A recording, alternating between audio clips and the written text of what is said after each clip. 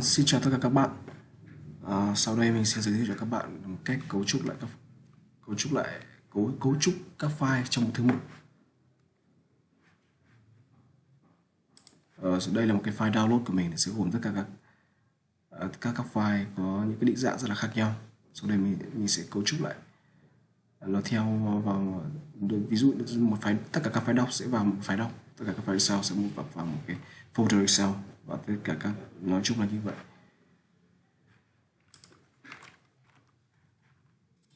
Nó sẽ vào đây, tất cả các file doc sẽ vào file doc,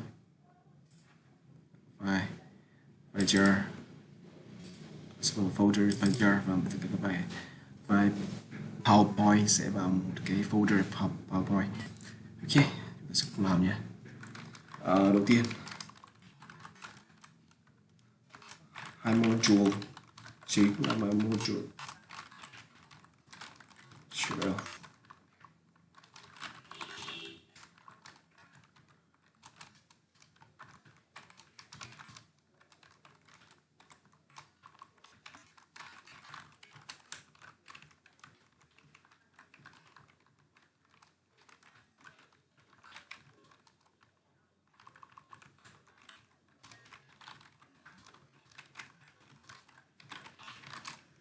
Rồi. Đầu tiên là ta sẽ hiển thị ra người dùng, để người dùng nhập vào một cái đường dẫn.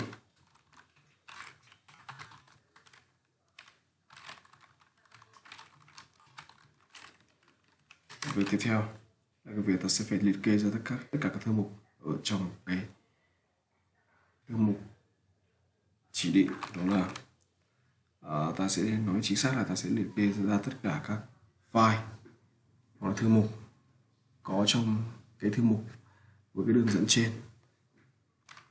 Sẽ có một cái file, ví dụ file list.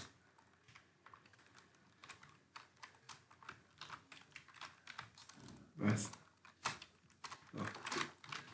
sẽ là for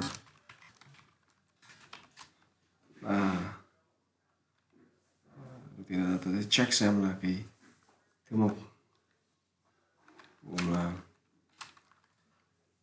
đầu tiên là một cái thư mục sẽ tạo ra là một cái file.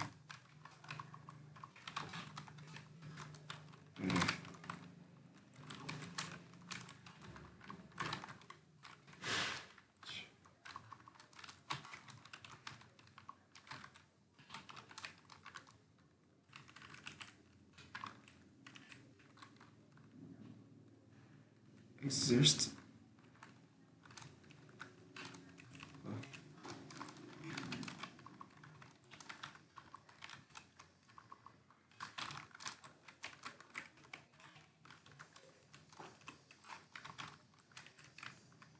Quên, đầu tiên là việc là chúng ta phải lấy ra, thứ nhất là tên của cái file, thứ hai nữa là cái phần extension của file.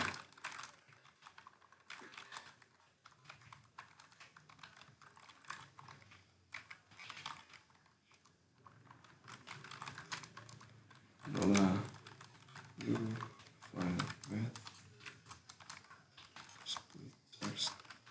đây, cái hàm split text nó sẽ giúp phân chia, nó trả lại một cái tuple gồm là file name và cái phần định dạng. Giống như cái việc ta giả sử ta có một cái file, đó là file name.doc, thì hàm này sẽ trả về một cái tuple là chứa là name và một phần là doc. Thì name thì ta sẽ gán vào file name, và phần extension doc thì ta sẽ gán vào extension file.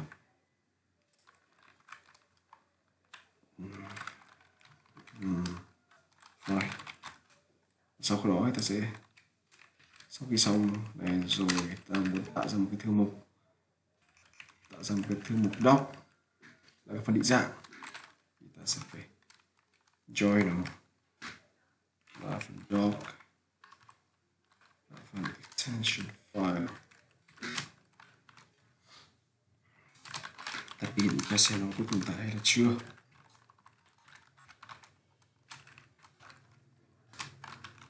Kiểm tra xem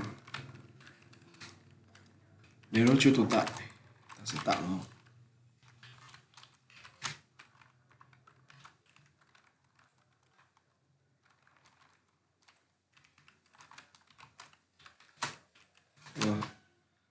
Và ứng với mỗi một file thì bây giờ ta sẽ di chuyển nó vào thôi để cho nó nhìn rõ ràng và mạch lạc hơn. Thì ta nên gán vào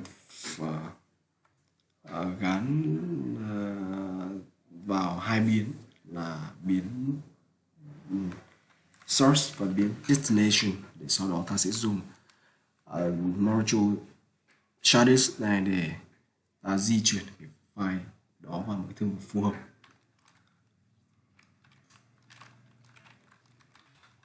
File source chứ là file source là cái phần mà ta muốn di chuyển đấy. Flowers. Rồi.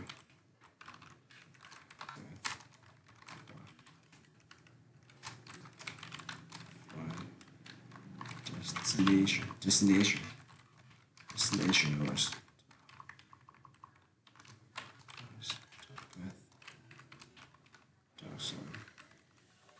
Joy. Bởi vì ta đang muốn join vào cái thư mục ta mới tạo ở này, đó chính là phần access này, thì ta sẽ phải có một join pro và nhớ là phải cho tên file vào, và sau đó ta dùng hàm move để di chuyển.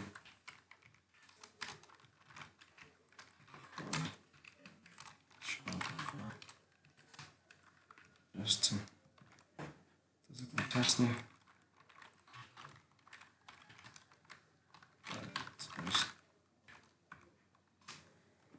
Đầu tiên ta sẽ cần nhập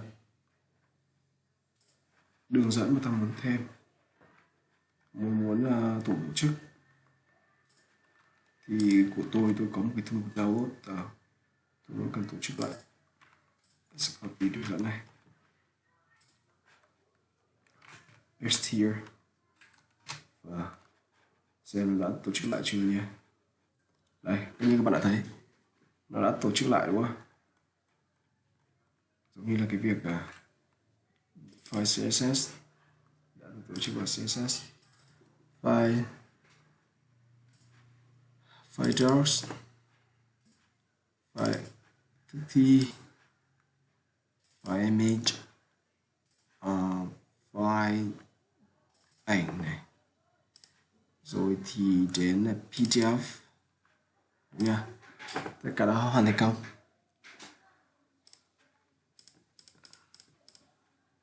Sau đây là phần giới thiệu của mình. Cảm ơn các bạn đã theo dõi. Cảm ơn.